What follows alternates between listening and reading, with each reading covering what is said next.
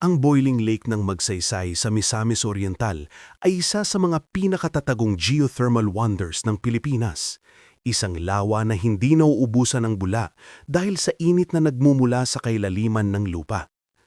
Matatagpuan ito sa mga tahimik na barangay ng Magsaysay at tumiinit dahil sa natural na aktibidad ng bulkan sa ilalim ng lupa. Ang ibabaw ng lawa ay palaging gumagalaw, may umuusok, may bumubula, at may ritmikong pag-ikot ng tubig na tila humihinga. Paligid nito ang luntiang kagubatan, mataas na puno, at batong may iba't ibang kulay mula sa mineral deposits. Parang bumalik ka sa sinaunang panahon, raw, misteryoso, at malakas ang presensya. Hindi ito lugar para lumangoy, sobrang init ng tubig, pero ito ay perpektong destinasyon para sa mga nagnanais masilayan ang tunay na lakas ng kalikasan. Tahimik, halos di matao, at tunay na nakakamangha.